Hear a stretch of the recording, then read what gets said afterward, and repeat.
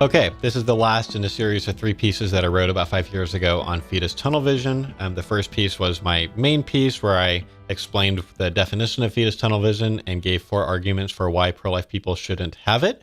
And then in the last piece, in the second piece in the series, I responded to some concerns and complaints about the piece. And then in this last piece, I respond to more questions about the fetus tunnel vision piece. Last week, I posted an article that pro-lifers either loved or hated. I wrote about something I'm calling fetus tunnel vision, the inability to see and or acknowledge human rights injustices without equating or comparing them to abortion. I responded to a few concerns people had about it a few days ago, but there were a few more really good questions emailed to me and I wanted to share them and my answers with you. Here's the first one. Quote, "The problem is that sensitivity can be defined differently by every single person one is trying to reach. There are always going to be recipients who will have a negative reaction to your message no matter how sensitive it is. You can satisfy some people sometimes, but not all the people every time." End quote. Good point. I'm not saying that we should never say anything that somebody could call insensitive. Clearly, some pro-life statements are more sensitive than others, though. Maybe sometimes it's hard to tell. I'm arguing that comparing abortion to 9/11 on the anniversary of 9/11 is clearly insensitive. Here's another one. Quote, "I completely agree that making 9/11 comparisons on 9/11 is insensitive. Would you consider making such comparisons on any other day?" End quote. Fantastic question.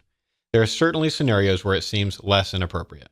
For example, sometimes in a presentation where I'm training a largely pro-life audience how to defend the view that the unborn are valuable human beings worthy of protection, I may briefly talk about abortion statistics and compare the daily number of abortions, 3,300 at the time I wrote this article, with the number killed on 9/11.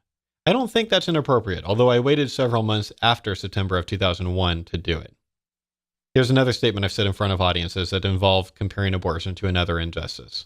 Quote, "Abortion is worse than almost every other social/moral issue of today when you consider the sheer number of those being killed, how young and vulnerable the victims are, and who is participating in their death, one or both of their parents. Only the issue of sex slavery seems to come close to the evil of abortion when you factor those things." End quote. I don't think that comes across as devaluing sex slavery.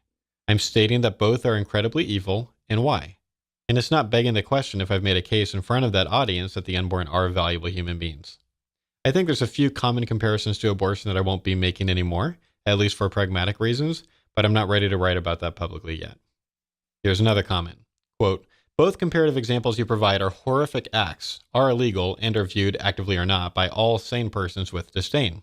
Abortion is an equally horrific act, however, it is legal and it is viewed by nearly half as perfectly acceptable." End quote. You're right. The other injustices I pointed out were illegal, and society generally agrees they are evil, albeit few are really doing anything to end human trafficking. My concern is that some pro-life people never actually communicate that they grieve over human trafficking.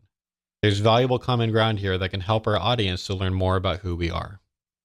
Another commenter said, "Perhaps your argument is not against these equations, but instead the frequency with which they are done, with a seemingly broken moral compass. Not the what, but the how." End quote. You're right. Sometimes it's not the what, but the how. I think sometimes it is the what, but not always. For example, I had a big concern over this Aurora movie theater massacre meme that my friend Brian made. Part of it was the what. He was question begging and trying to get a reaction from pro-choice people, but part of it was the how. He was posting it all over the place while the bodies in Aurora were still warm. You can definitely come up with a scenario where I'm fine with the what and the how. If a pro-life advocate who has made it clear how much they detest multiple human rights injustices links to a post or writes a Facebook note that both makes the argument that the unborn are valuable human beings and makes a comparison to another human rights injustice, I think I would be fine with that, depending on how they handle the comparison to the other injustice. But that's not usually what happens. And the last person asks, "Help me understand begging the question in the abortion context more clearly. Is it basing arguments on the mistaken assumption that we all embrace the truth that all human life is of utmost value?" End quote.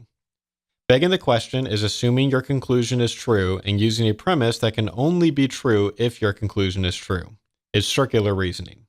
When Brian, who is a friend of mine and to his credit still is after I publicly disagreed with his meme last year, compares abortion to Aurora or that school shooting when talking to pro-choice people, he is begging the question. It's just not as clear until you put it in a syllogism. So here you go. Premise 1. The unborn are valuable persons. Premise 2. Abortion kills valuable persons. Conclusion 1/premise 3. Abortion is a tragedy. Premise 4.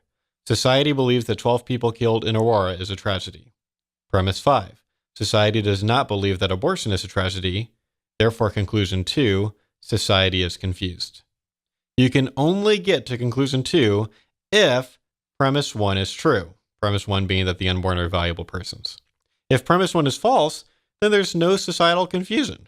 It would make perfect sense for people to mourn Aurora and not abortion because only in Aurora were actual persons killed. It's just not persuasive to pro-choice people, although sometimes they might not be able to put their finger on why they're not persuaded. They'll just have an uneasy feeling of being duped and/or an emotional reaction to comparing abortion to another tragedy. It looks opportunistic.